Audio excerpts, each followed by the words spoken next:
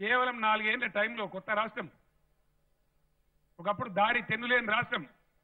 అంటే చేస్తే, కష్టపడితే, మనసు పెడితే, మేధస్సును కరిగిస్తే అన్ని సాధ్యమవుతాయి. ఎన్ని రంగాలలో ఇలా తెలంగాణ నంబర్ 1 ఉంది మీ అందరికీ తెలుసు. తలసరి విద్యుత్ వినియోగంలో తెలంగాణ నంబర్ 1 దేశంలో. ఆదాయ వృద్ధి రేట్లో తెలంగాణ నంబర్ 1. రెసిడెన్షియల్ స్కూల్ ఏర్పాటు చేయడంలో దేశంలో నంబర్ 1. కేసీఆర్ కిట్స్ అందించి పేద మహిళలకు వైద్య సదుపాయం చేయడంలో దేశంలో నంబర్ 1. వ్యవసాయానికి ఎక్కువ నిధులు ఖర్చు పెట్టే ఏకైక రాష్ట్రం తెలంగాణ నంబర్ 1. విదేశాల్లో చదువుకునే పిల్లలకు 20 లక్షల స్కాలర్షిప్ ఇస్తూ దేశంలో తెలంగాణ నంబర్ 1. సోలార్ విద్యుత్తులో నంబర్ 2. గొర్రెల పంపిణీలో number 1. Ease of doing business లో నంబర్ 2. ఇట్లా ఈ విధంగా అద్భుతంగా ముందుకు పోయినాం. ఇవాళ దేశంలో కొంతమంది మాట్లాడుతున్నారు, కేసీఆర్ 16 ఎంపీలకు వెళ్తే ఏం చేస్తావు, జాతీయ పార్టీలు కావాలి. జాతీయ పార్టీలు ఉన్నాయా ఈ దేశంలో? ఇలా జాతీయ పార్టీల సంగతి నేను చెప్తా, మీరు మనసు పెట్టి వినాలి దయచేసి. జాతీయ పార్టీలు ఏం చేసినాయో, వాళ్ళ తెలివితేటలు ఏందో, ఈ దేశాన్ని ఎట్లా పెడదారి పట్టించినాయో నేను ముందు ముందు మాటల్లో మనవి చేస్తాను. 16 ఎంపీలు గెలిస్తే ఏం చేస్తావు నువ్వు అని మాట్లాడుతున్నారు. మీరు గెలిచి ఏం చేసినారని నేను అడుగుతా ఉన్నా. కొన్ని విషయాలు చెప్తే చాలా బాధాకర పరిస్థితులు ఉన్నాయి.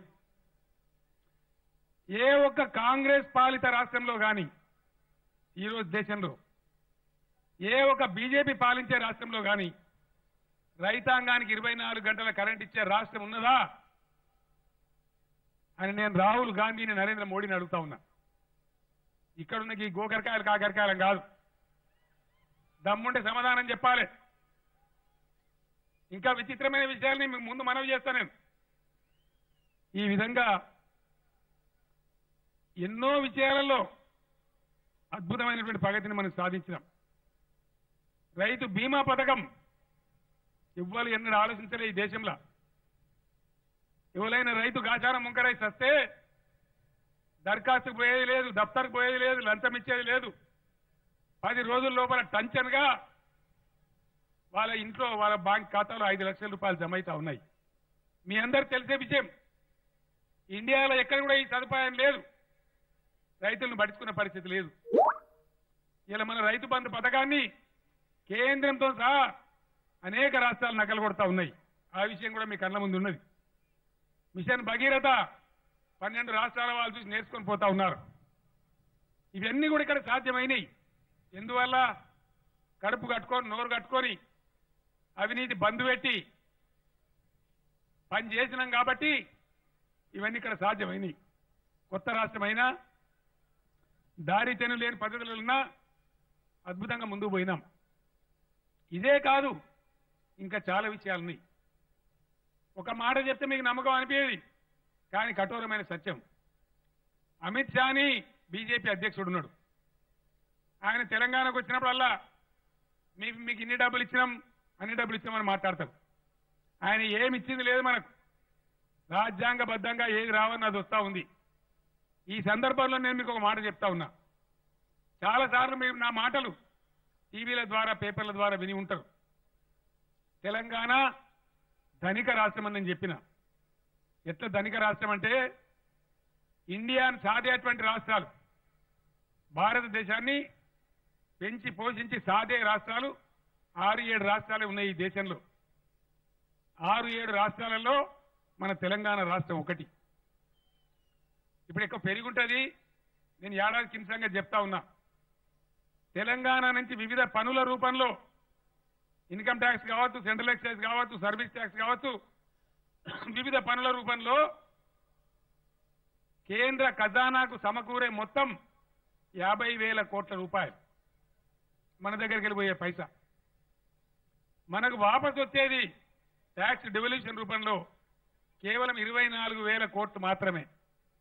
అంటే ఎవరికి ఎవరు డబ్బులు ఇచ్చినట్టు? తెలంగాణ దేశానికి ఇస్తున్నదా, లేదు దేశం తెలంగాణకి ఇస్తున్నదా?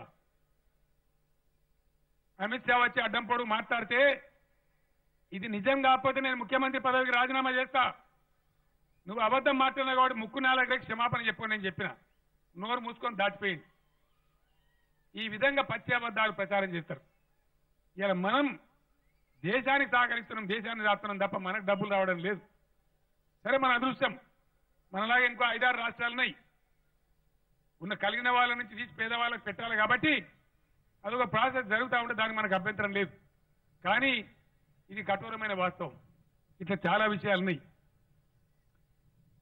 నేను ఒక్కటే మాట మిమ్మల్ని అడుగుతా ఉన్నా ఈ దేశాన్ని ఇంకెవరో పరిపాలించినట్టు వేరే వాళ్ళు ఎవరు ఎంత గొంతు పిచ్చుకొని మాట్లాడుతుండండి మీరు రోజు టీవీలలో నరేంద్ర మోడీ స్పీచ్ నుండి మైకులు వలిపోతున్నాయి రాహుల్ గాంధీ స్పీచ్ నుండి మైకులు వలిపోతున్నాయి ఎవరు అసలు దొంగలు ఎవరు ఇద్దరే వేరే ఎవరో కాదు ఈ దేశాన్ని గది చేసింది ఎవరండి వీళ్ళిద్దరు భక్తులే వేరే వాళ్ళు కాదు నేను ఒక్క సత్యం చెప్తే మీరు నమ్మలేరు మాట కఠినంగానే ఉంటుంది కానీ సత్యం భారతదేశానికి ఈ దేశానికి భగవంతుడు కావచ్చు లేదా ప్రకృతి కావచ్చు ప్రసాదించినటువంటి వరం ఈ దేశంలో 70,000 టీఎంసీల నీళ్లు మనకున్నాయి 70,000 టీఎంసీలు 70,000 టీఎంసీల నీళ్లు మనకుంటే మనకు వ్యవసాయానికి అనుకూలమైన భూమి భారతదేశంలో కేవలం 40 కోట్ల ఎకరాలు మాత్రమే ఉంది 70,000 టీఎంసీ వాటర్ ఉంది వ్యవసాయ అనుకూలమైన భూమి 40 కోట్లు ఉంది మొత్తం ఏక ఇంచు లేకుండా దేశమంతా వాడితే కూడా 40,000 టీఎంసీలు సరిపోతాయి ఇంకా 30,000 టీఎంసీలు మిగులుతాయి 73 సంవత్సరాలు గడిచిపోతే అలా 50 ఏళ్ల పైబడి కాంగ్రెస్ పాలిస్తే 11 ఏళ్ల పైబడి ఎన్డీఏ రూపంలో బీజేపీ పాలిస్తే తాగునీళ్లు లేవు దేశంలో సాగునీళ్లు లేవు నీటి యుద్ధాలని సిగ్గులే కూడా మాట్లాడతారు మీకు తెలివి ఉంటే ఈ పరిస్థితి ఉంటుందా సజీవ సాక్ష్యం తెలంగాణలో మన రాష్ట్రంలో జరుగుతున్న చరిత్ర నేను చెప్తా ఉన్నా మీరు పేపర్లలో చదువుతుంటారు బ్రిజేష్ కుమార్ ట్రిబ్యునల్ అని అపాయింట్ అయి ఉన్నది ఇది కృష్ణా జలాల పంచాయతీ దింపాలని 2004లో అపాయింట్ అయింది ఇలా 2019 15 ఏళ్ళు అయిపోతుంది ఏం లేదు 15 ఏళ్ళు ట్రిబ్యునల్ తీర్పు రాదు ఇది భారతదేశం కాంగ్రెస్ తెలివి బీజేపీ తెలివి ఒక నీళ్ల ట్రిబ్యునల్ 2 నెలల్లో 3 నెలల్లో తేల్చాల్సిన విషయం 15 సంవత్సరాలు అయితే పరిష్కారం కాదు 20 ఏళ్ళకి పరిష్కారం కావాలి పర్మిషన్లకు ఇంకో 20 ఏళ్ళు ప్రాజెక్టు కట్టడానికి ఎన్ని ఏళ్ళు ఇవన్నీ రావాలి నీళ్లు వస్తాయా ఇదా దేశాన్ని నడిపించే పరిస్థితి ఇది వాస్తవం కాదా ఈ మధ్య నేను ఢిల్లీ వెళ్ళినప్పుడు ప్రధానమంత్రి మీద అగ్గి మీద గుగ్గిలమై మాట్లాడినాను కోపానికి వచ్చిన ఒక కుట్రలు నేను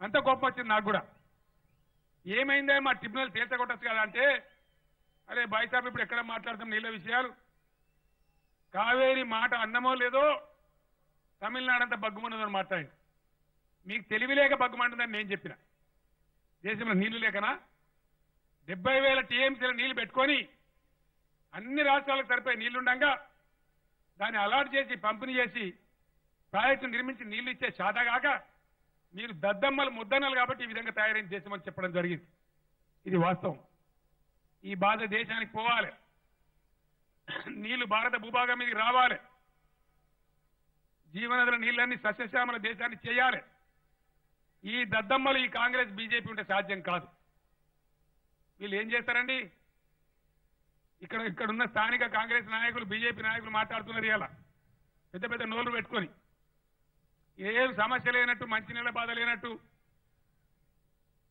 వీళ్ళు మాత్రమే హిందూ మతాన్ని టేకదారి తీసుకున్నట్టు ఒకడేమో హిందూ హిందూ నువ్వేనా హిందూ మేం కాదా హిందూ ఇక మేము తిరుపతికి పోము ఏములాడకి పోము కాళేశ్వరం పోము గుండు కొట్టుకోమా మేము మొక్కమా మొక్కులు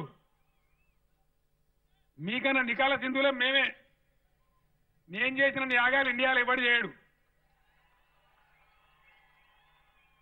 ఇక ఉల్టా నరేంద్ర మోడీ నన్ను మాట్లాడిండు ఈయనకు పూజలు చేసినంత టైం ప్రజల కోసం ఇయ్యడు అని మరి హిందువులేనైతే నేను పూజ చేస్తే నీదేం పోయింది నేనా మోడీ గారు నీకు ఇష్టం ఉంటే నువ్వు కూడా నీకు ఇంత ప్రసాదం తింటే నీకు కూడా పెడతా అని చెప్పిన.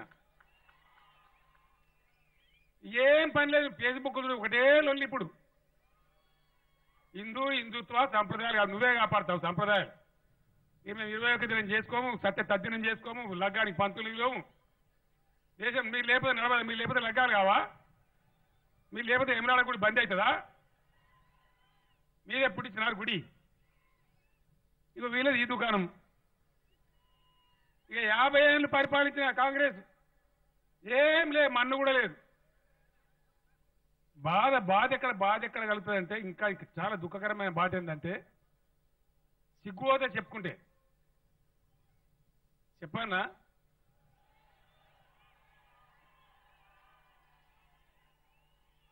ఒక ఆయనేమో ఇప్పుడున్న ప్రైమ్ మినిస్టర్ అండి, ఎవరు నరేంద్ర మోడీ. ఇంత పెద్ద 130 కోట్ల మంది భారతదేశానికి ప్రధానమంత్రి ఆయన, ఎవరు మోడీ గారు. ఇంకొక ఆయన ప్రధానమంత్రి కాగోరేట ఆయన ఎవరు రాహుల్ గాంధీ.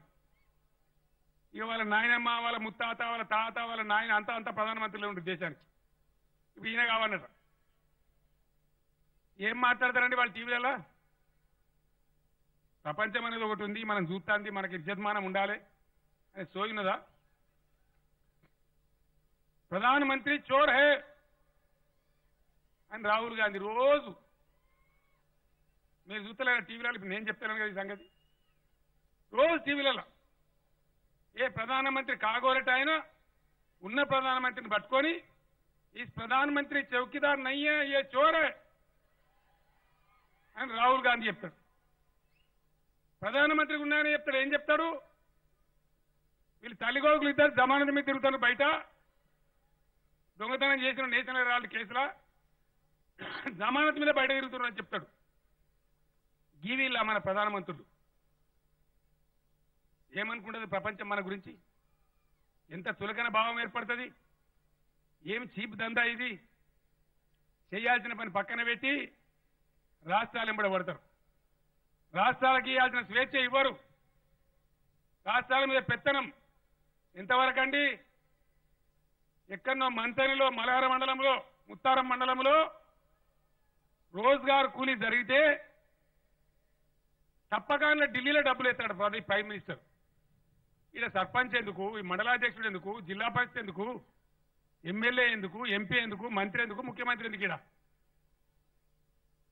ఇది ప్రధానమంత్రి చేయాల్సిన పని, కేంద్ర ప్రభుత్వం చేయాల్సిన పనినా ఇది? ప్రధానమంత్రి గ్రామ్ సడక్ యోజన ఎవరికి కావాలి నాయన? గ్రామ్ సడక్ నువ్వు ప్రధానమంత్రి వేస్తావు? ప్రపంచంలో ఏ దేశంలో ఉంటుందా ఈ పద్ధతి?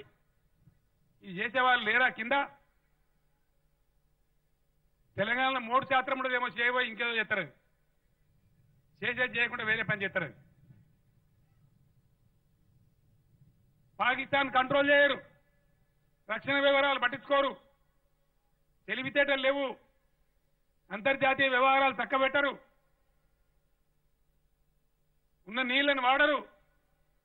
ఇంకా సిగ్గుపోయే ముచ్చట ఏంటంటే,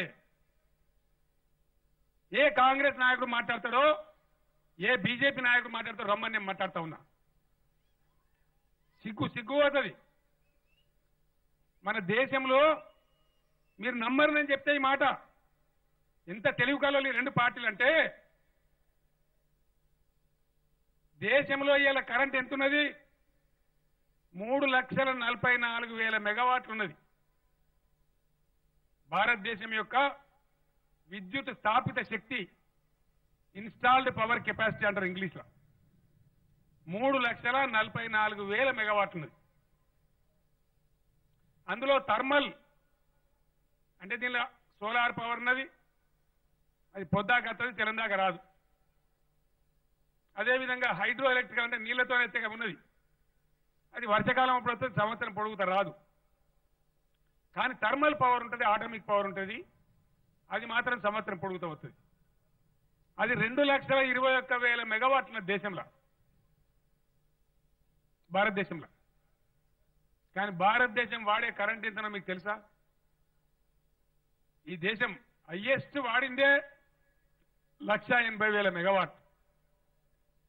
3,44,000 మెగావాట్ల ఉత్పత్తి ఉంటే ఛత్తీస్గఢ్లో మన పక్క రాష్ట్రం గోదావరికి అవుతుంటది 37,000 మెగావాట్ల విద్యుత్ ప్లాంట్లు మూతపడి ఉన్నాయి. ఇవాళ వాటిని వాడే తెలియలేదు మనకు. 70,000 టీఎంసీల నీళ్లుంటే దాన్ని వాడం. విద్యుత్ ఉన్నదే తక్కువ, ఆ ఉన్నదాన్ని కూడా వాడే తెలియలేదు. అంత గొప్ప విద్యుత్ పాలసీ ఉంది దేశంలో. వీళ్ళు బీజేపీ, వీళ్ళు కాంగ్రెస్, వీళ్ళు జాతీయ పార్టీలు. ఇదా జాతీయ పార్టీ పాలసీ? ఇట్లుండొచ్చునా? ఇంత దిక్కుమాలినతనం ఏ దేశంలో ఉంటుందా?